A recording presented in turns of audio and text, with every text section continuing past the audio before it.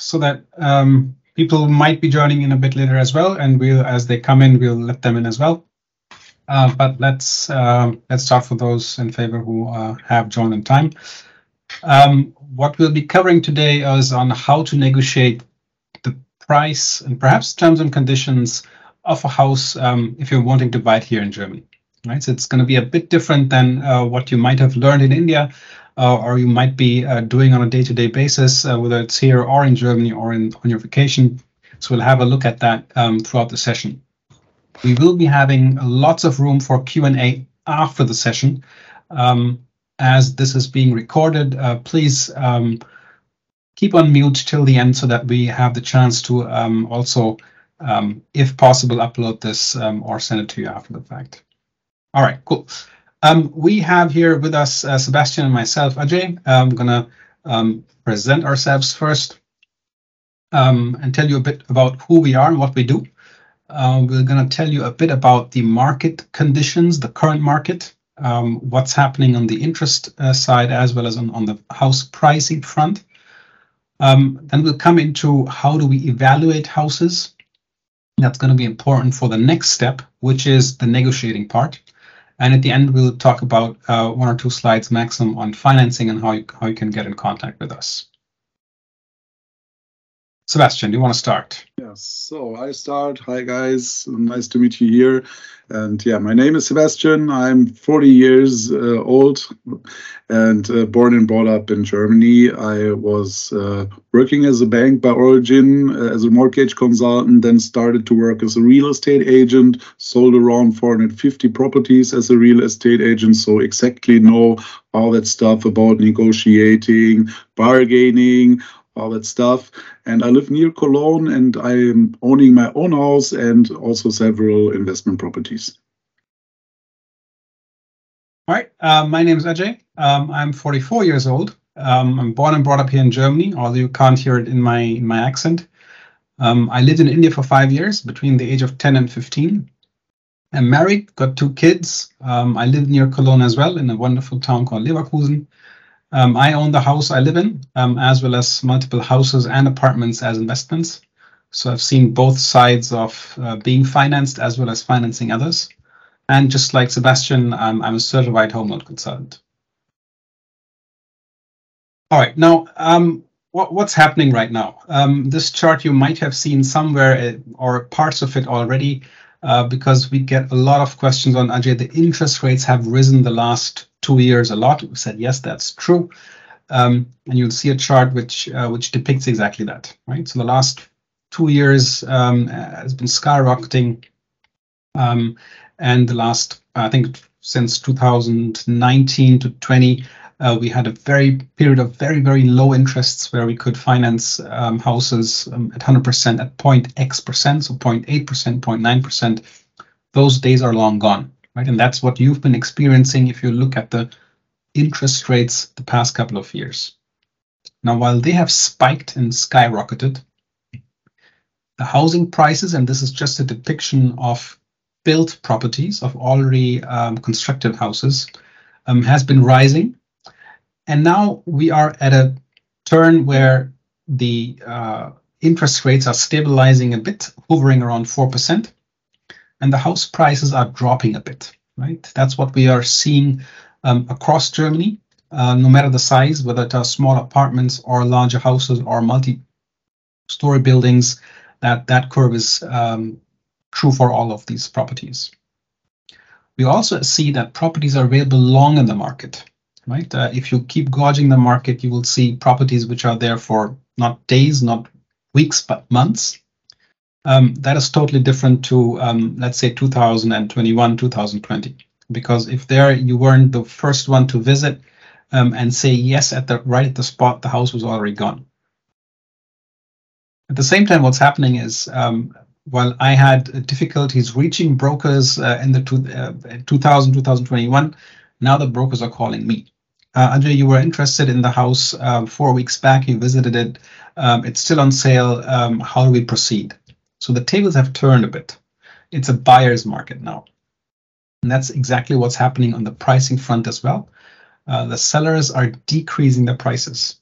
So not only are they desperate and they're leaving the properties long in the market, but also they're seeing, well, the price I thought would be possible is not possible anymore. So the only thing they have in hand, the only lever they can push and pull is, let's decrease the price.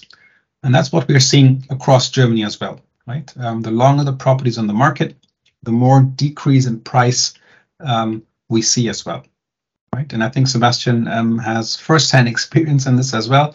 As a former broker, he still has a vast network of brokers available. Yeah.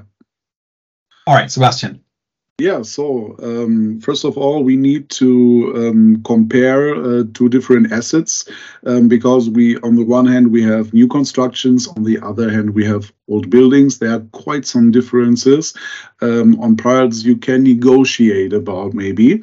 And first of all, the price on new constructions, it's quite fixed because the developers calculated quite toughly and they needed to promise some winnings to the bank. So it's not about the price that they can reduce it. So you might not find a developer who will give you a discount on the price because they didn't push some extra money on the market price to make a negotiation possible. So most new constructions, that's not a part you can do. But what you can do is to talk with them about terms and conditions. Yeah? For instance, to talk with them about the finishing date, which is quite important on the new constructed building. And maybe they can pay a penalty if it's not finished on time. That's one part, but it's a lot of things you can talk about in terms and conditions. And in addition, you can talk about better inventory. Yeah, for instance, better tiles in the bathroom, or yeah, any extra you would like to have. Maybe at least you get a discount on that. I was also a real estate agent for new properties, so I know there are huge lists of extras you can book.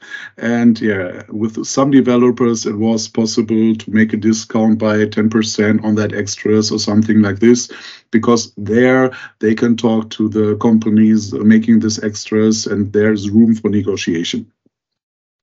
On old buildings, or maybe not that new buildings, yeah, they might also be just 2 or 3 years old, but already finished.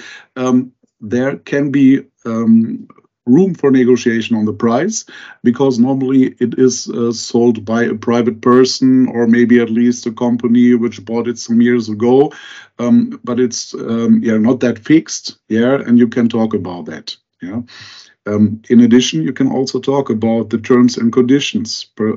For instance, the move-in date, that's important, or maybe some repairs the seller could do for you because you don't have the handyman or something like this. There's a huge list also. In addition, the inventory, for instance, the kitchen, yeah, that you can keep the kitchen or some furniture in it, yeah, all that are parts you can negotiate about.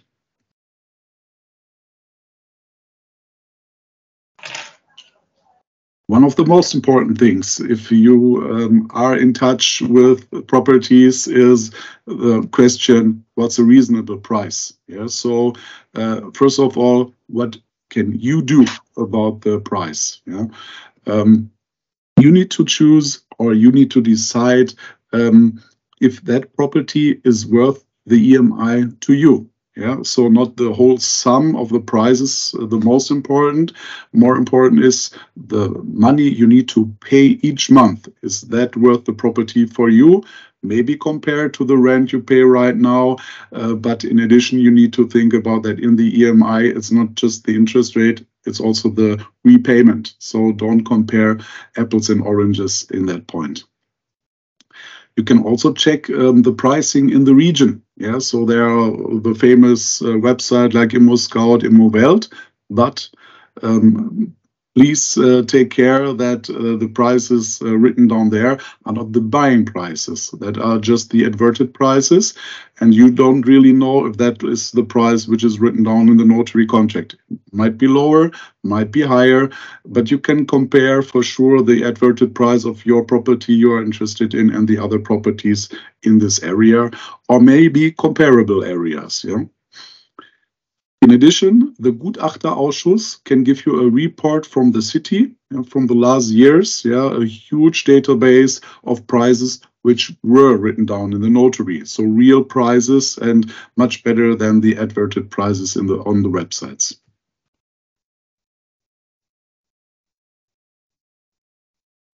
So the banks, if you apply for a loan, later on, the banks will do an evaluation of the property, but that's way too late, because if you go for that, everything is done in advance. And they will also not give you this calculation by paper or anything. So a lot of people think the bank will do an evaluation, and I'm sure on that, but normally then everything is quite done. And so don't think about the bank evaluation. It's way too late. A very kind way to find out what's a reasonable price is to check with your home loan consultant like RJ and I am, because we have the possibility to check up to 4 different databases, because there are a lot of resources you can check for, and for instance, the Sprengnetter database, which has from whole Germany, from all Gutachterausschuss, all numbers written down, so a huge database to check out. A lot of real estate agents also work with that database, so this is quite a good calculation database for checking the price. And as you see, we have 3 different ones, so check out how some banks are working and calculating the price. And if we check all that prices, you got a good feeling if it's overpriced, underpriced, maybe a bargain. So I guess maybe each call, RJ, we check out on the first side if the price is okay. And it gives a good feeling to the customer if you know that the price is quite reasonable or not, and to get a feeling about if how big maybe the room for negotiation is. That's the key fact in that. But when to check for the evaluation? We have a process which is with different points, searching for property, finance commitment. Might be that you already joined some of our sessions and you know that process. So when is the best time or the most important time to check for the evaluation? It's exactly after you found the house. When you search the house and you find an interesting one, then you should stay in contact with a home loan consultant or check by yourself, because before you talk to the seller, to the real estate agent, before that you should check the price. That's very important.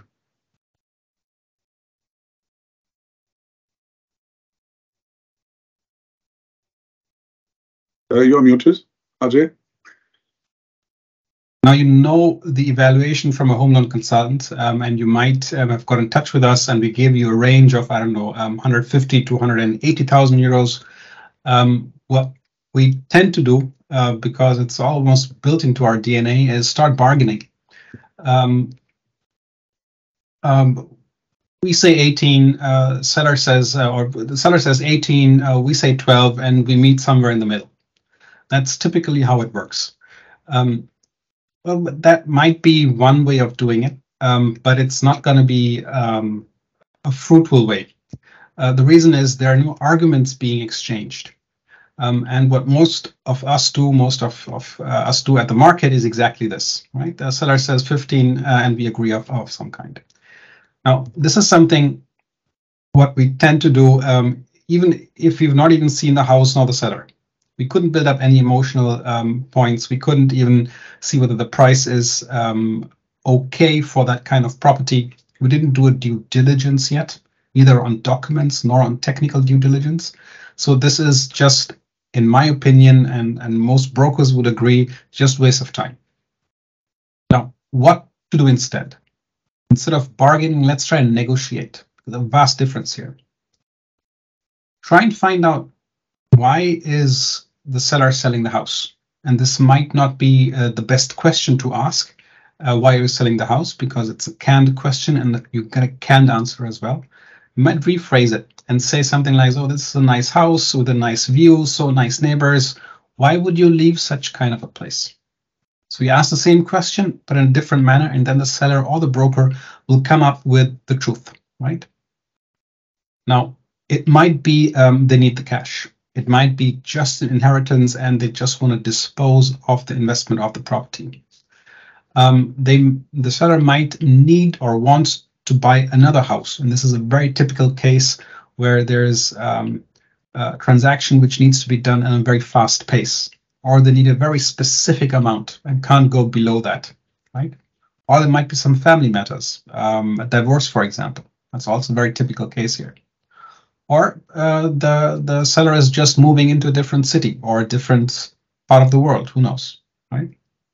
So check out that question, only then would you know what the real reason is for the house being sold. The next step, in my opinion, would be to check on what's important to the seller. Now, but two examples here. I'll always use the apple tree example because that was very peculiar. I went with a couple, with clients of mine, because it was almost next door, and I visited the house as well. And while the couple was checking with the broker the full house, they went to the garden. I sat down with the seller and was just having some small talk. Our couple, my clients, went into the garden and saw a tree there and just looked up the tree. And I said, well, that's a nice tree. And the seller started talking. She said, well, that's an apple tree planted by my son. And I said, you know what, no matter the pricing or negotiations later on, what we can take care of is contractually even, if you ever were to visit the house in future, at any point in time, you'd always have an apple lying from that apple tree, which was planted by your son, for you to take home. And the seller almost started crying. She swept away a tear and said, that's a very nice thought. And that was 2 years ago. And our sellers did not look to outbid the highest bidder. We quoted some 20,000, 30,000 below the current price and said, this is our price. And the seller chose our clients because we could connect to her emotionally. And we thought of what was ever important to her, we took care of. Right? That was the emotional connect. The second example, which I would like to bring, is where even I paid lesser than the asking price. That was 4 or 5 years ago. At that time, everybody was outbidding each other, and I quoted below the asking price because there was no broker involved. I met the seller in the apartment itself. It was an investment for myself, and the seller says, I started checking out on what's important to the seller, and I was just beating around the bush a bit. Oh, you have lived here? Oh, yes, I lived here for 40 years. I know everybody in the house. They're such nice people. So I got to know what's important to him. It was important to him that he knows that he's giving this apartment into hands and to somebody who would be living there on his own, and that he could trust him or her, and he would fit into the full house and all the neighbors. I was an investor, so I told him, look, I'm not going to live here on my own, but what I'm going to do instead is the next 3 times there's attrition in this property, you will be able to choose the tenant I am putting in there. So I'm going to give you 3 profiles. If you want, you can come to the viewing as well. And I have a first level approval, give you 3 profiles, and you are the one who's choosing and deciding on who's going to be here as a tenant. And that impressed him so much because he was not the owner anymore, but still could choose who's living in the apartment. Needless to say, I got the apartment. There has been no attrition so far, but nonetheless, he did not choose and exercise that right of his. Right? We had it written down contractually into the purchase agreement, but he didn't exercise the right. So it was something which I could promise him. Didn't hurt me because I could still choose between the profiles, but was a benefit to him. Right? So 2 different approaches on how to satisfy a need or satisfy a need of the seller which he didn't know existed at all. All right, so what's important to the seller? That's very important to know, because the seller might be interested in a fast transaction, might be interested in a smooth transaction, might just be interested in most money. But only if you know what's important to the seller would you be able to satisfy that specific need. But don't forget that you've got your side as well, which is what's important to you. It might be the price. It might be not wanting to put in a new kitchen. So it might be the inventory. It might be the inventory like the garden house, which you do not want to equip. Or it might just be that you do not have the network to get the roof repaired. And you saw some leaking in the roof, and you could negotiate with the seller, look, I'm not reducing the price, but please take care about the roof before we move in. Right? So it is money worth to you. It might be worth more money to you than it is for the seller, because he might have the network. He might just need to take a call or give a call to the roofing guy, which you would desperately start searching for. Right? So it would be money and headache for you, and it's just money for the seller. So that'll matter as well. Right? So it's not only about the price, it's also about the price, but there are 5 gazillion other points which you can influence, which you can decide upon, which is not just the euro value. And the emotional factor, that's the last point which I'm going to take here, is if you're buying from a seller who lived there on his own, you will be able to connect, you should be able to connect to him to drive the decision towards your favor, whether it is selling you the house in the first place, or reducing the price, or taking up the inventory, or getting some repairs done, or moving in sooner or later, or whatever your points, whatever is important to you, right? So try and connect to the seller and or the broker if he's involved. Connect with them on an emotional level, find similarities. Oh, my son also likes to plant apple trees, or I don't know, likes to climb trees, or whatever. Try and get some kind of emotional connect, so that you can not only, or you're not only needing to negotiate hard on the price, but also on the emotion side as well. Last but not least, please quote a fair price, which you are fine with as well, and which will be financed. What do I mean with this? I've seen some ridiculous quotes, and as an investor, I do that on an almost daily basis. I give quotes which are 20, 30, 40% below market value. And if I get lucky, I'm lucky. If not, I don't really care. There are 4 other apartments which are waiting in the pipeline. But if you want to move in yourself and you've fallen in love with the property, please don't give ridiculous quotes that might just land you in trouble. Not legally, but you may be blacklisted by the broker. Already seen that happen. Or the seller will just shut the door and say, we're not discussing with you anymore. You might have wasted a lot of time. So please find a price for you which is fair, which you are okay with. Might be the lowest possible, that's fine, but don't make it ridiculous. And please check up front whether that price is also being financed, right? Do that with the bank or with us as home loan consultants. I'll be happy to guide you there. Now, second thing, and this is new this year, is you might even check portals for reduced priced houses. We have partnered up with a tool called Thinkmo. You'll reach that through our website. And I'll show you a real life example in a couple of minutes. You can, under, I think, services and house search, you can log on and have some search criteria put in. Please remind yourself of saying yes once the tool sends you the first email, so that we can actually use your email address. And what will happen then is you'll get adverts like this one. And I'll just open up the link and show you, because I just checked this. This is still live. You'll see the tool called Thinkmo in the background. Sorry, let me just put this in full. and you'll see some master data put in, which is just being pulled off the advert. You'll see what is the advert, what's the house price in average across, and Sebastian already mentioned a tool called Sprengnetter, which is a database which we could tap in. In this case, because it's rather used for investments, we can see the ROI for specifically this house.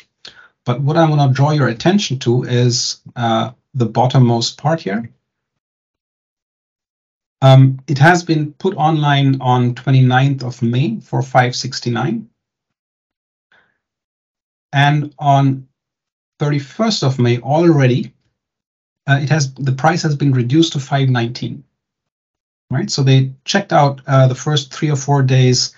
Do we get any clients, any prospects wanting to buy the house for 569? They did not. And now they reduced the price to 519. And now it has been put into another portal, IVD24, as well, because that costs a bit of money.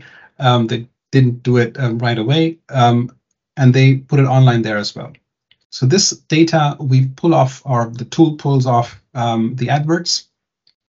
And now you know a couple of things. Obviously, you know it's 519, but you also know the sellers are kind of desperate. They reduced the price by almost 10% in almost no time, in 5 or 6 days, or in 3 days in this case. So you see the seller is not sure of the price, part one. Part two, they're desperate to sell because otherwise they wouldn't have reduced the price.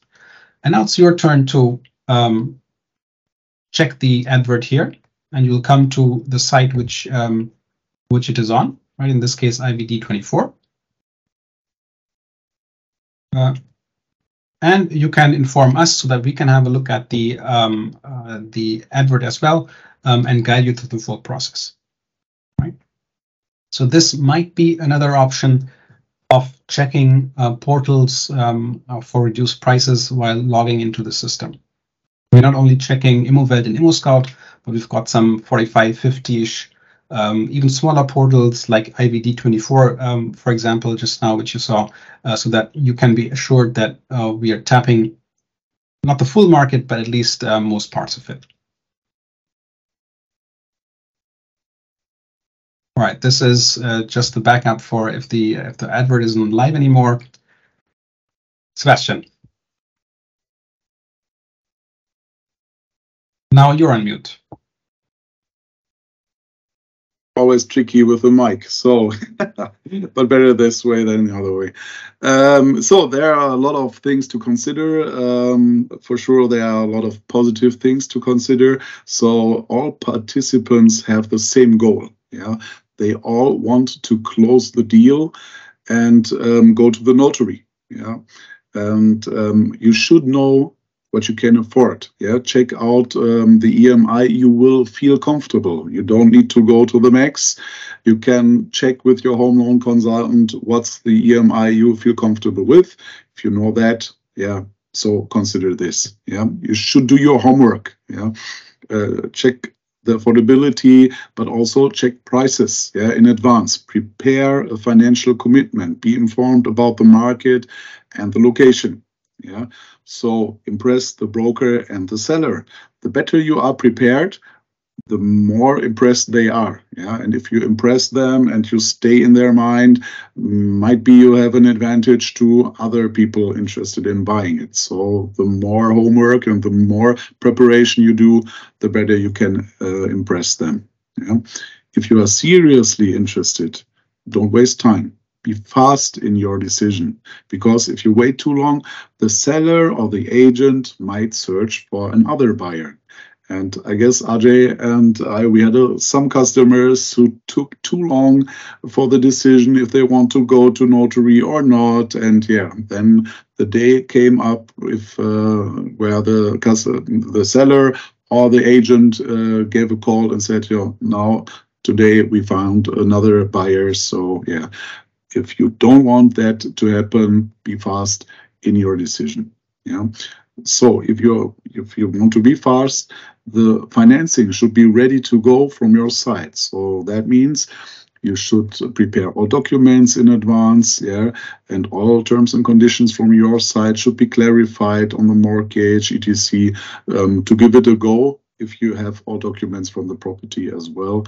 That is needed later on, but from your side, you should prepare all that in advance, yeah. You should also maintain your external image. Be polite, be on time, yeah, be friendly, especially to the broker. He should be your friend. Yeah, I know that from the past. The customers who were friendly, who were in time, yeah, they stayed in my mind, even if that house wasn't the perfect one, not the fitting one. But for the nearer future, especially if you work with Sparkasse, Volksbank, or a big other makler in town, yeah, if you are staying in contact, becoming their friend on a business relationship, let's say that, maybe they give you an offer before it goes to the market because they have a positive imagination from your side, and they give you an offer you will never go in touch with if you are impolite, not in time. Yeah, so take that in your mind and consider this.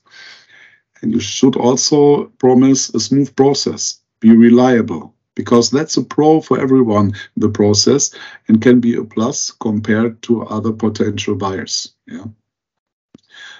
If you have the support of a home loan consultant, that can be a part of the smooth process, because they can clarify all stuff with the broker, on documents, with the seller, yeah, especially if you are not that fluent into German, yeah, with some sellers, some real estate agents.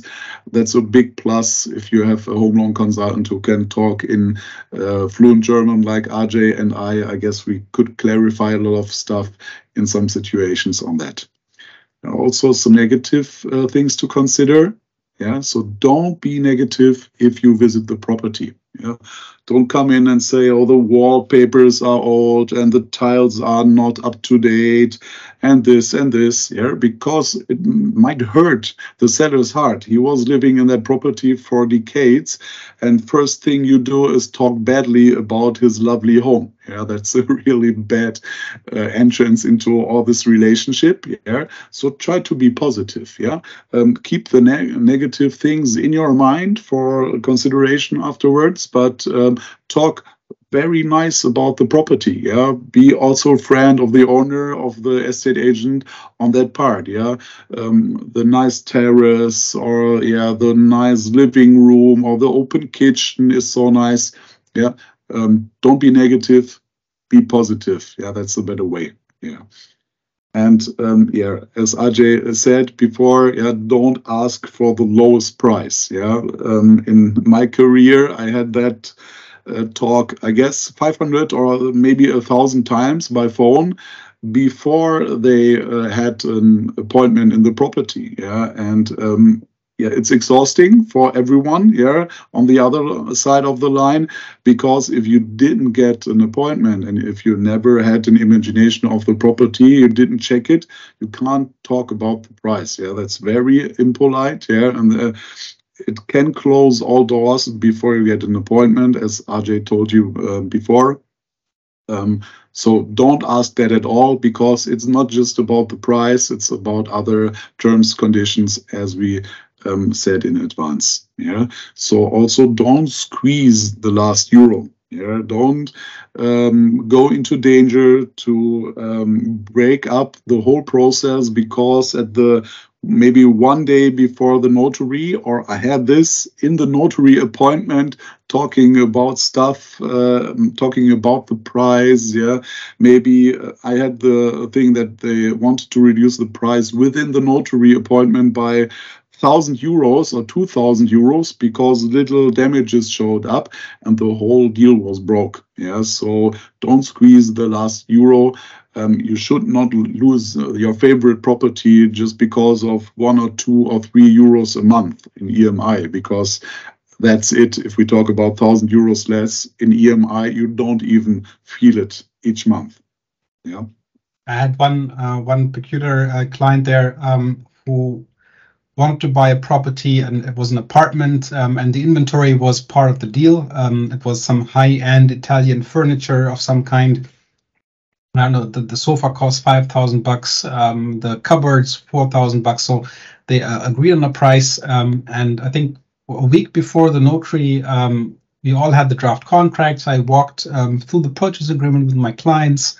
They signed the home loan agreement, and then the buyer called the seller and said, "Look, I saw the same sofa not for 5,000 but for 4,000 euros. Could we go down in the price by $1,000?" And the seller was fed up. He said, "Look, you've negotiated all you could. It's gone deal now. I'm not selling to you anymore. I don't care whether the property's on the market for longer. I don't care. We are not doing the deal anymore." So that's where the door was shut because of $1,000 EMI negligible, just because the client tried to reduce as low as possible. So please, as we mentioned, don't squeeze the last euro. That might just not make the deal come through. So after a negotiation process, or maybe in between, you need to choose how to finance. And maybe some of you also know this sheet, but it's important to know what possibilities you have. First of all, there's the main bank or the house bank to check with. They know what you're spending, your expenses, your income. So for sure, they know you very well, and they might give you a good offer. They might, because you already are their customer, and yeah, maybe they give you a good offer, or maybe they are lazy and give you just a standard offer and not the best one. So at least you should compare the offer of your house bank to another bank, but you have also the least hassle on all that work, yeah, with documentation and all that stuff. Second possibility is to talk with the banks in your area, yeah, or with banks in the web. Yeah, they have more requirements on upfront documentation. So because for sure they don't have your current account, they can't check your income. So you need to send them salary slips, etc. For sure, that's more hassle on that. And the pro on that is that you have negotiation power, because for sure you can compare and you can go to your house bank and say, "Oh, other bank offers me this and that interest rate," but for sure that affords a lot of work on your side. So we come to the maybe best option here is to go with a home loan consultant, because yeah, most of them, or they might have the access to multiple banks, so around 500 to 600 banks. Yeah. We have, I guess, more than 600 right now. We can check for the best interest rates, and yeah, the home loan consultant does all that work for you. Yeah, so he's working as an interface between you and the bank. Yeah, he can compare all different banks, all different programs, maybe subsidies from KfW or a special bank in your region. And I guess that's a very comfy way.